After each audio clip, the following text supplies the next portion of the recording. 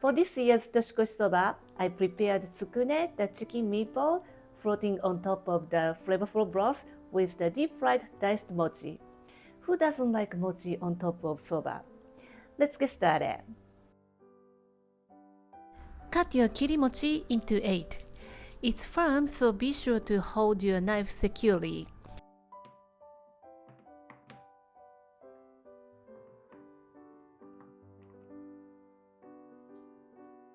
Mince long green onion. Watch the previous video on how to prepare the long green onion. If you cannot access it, use onion instead.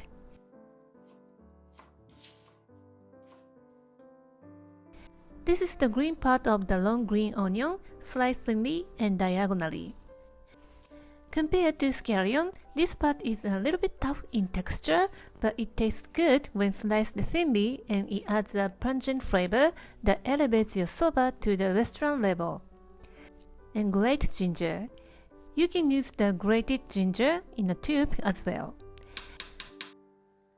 Put your ground chicken, grated ginger, salt and sake in a bowl.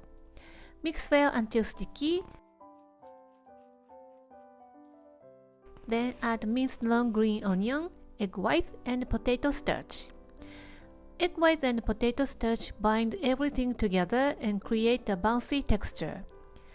Mix it really well and keep it in the refrigerator until the dashi is ready. I'm making a big batch, so you can freeze it and you can use it whenever you want.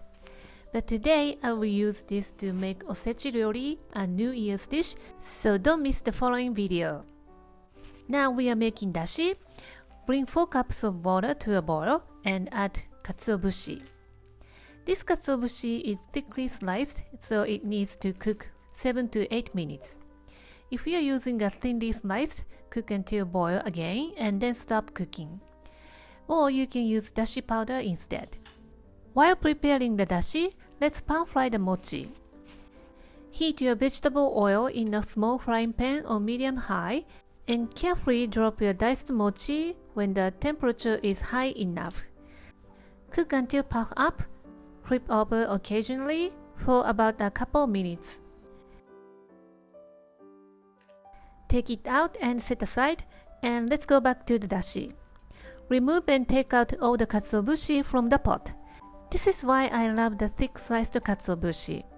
Just take it out and you will have a clear and flavorful dashi just like that. And you don't need even a comb kelp, so I call it lazy dashi. Lazy but delicious.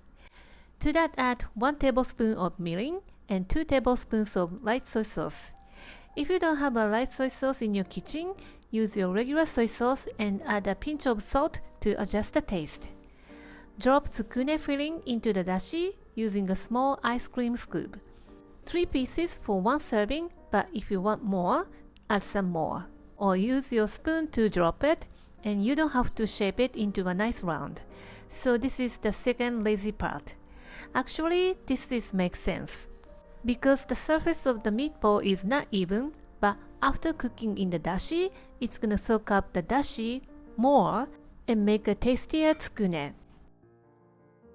They need to cook for 4 to 5 minutes to cook through, so we boil the soba noodles while we are cooking.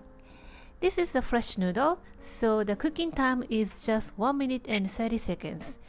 At this time of the year, you can easily find many kinds of soba at the supermarket, so just follow the instructions on your package to cook. Drain well. The serving bowl should be warm and transfer the soba noodles. Pour over the flavorful dashi. Loosen up a little bit so that every slab tastes perfect, and pour more dashi with tsukune. Top with fried mochi and sliced green part of the long green onions. And it's ready to serve. Sprinkle shichimi chili pepper for the finishing touch. Tsukune soaks up the flavor from the dashi. It's juicy and bouncy. The mochi also soaks up the dashi and becomes a little bit soggy, and that's the best part. And the soba is so delicious with all the flavors. It's so filling and satisfying. The best dish on New Year's Eve. I hope you will give this recipe a try. Thank you for watching the video. Give me a big thumbs up and share the video with your friends and families. And consider subscribing if you don't want to miss any of my new videos. And follow me on the social media and tag me on your post if you give it a try. And join my happy eating group to share your food with me. And my store on Amazon has pretty much everything that I'm using in my video. And for more information, visit my website princessbamboo.com. And thanks again, and I will see you soon. Bye!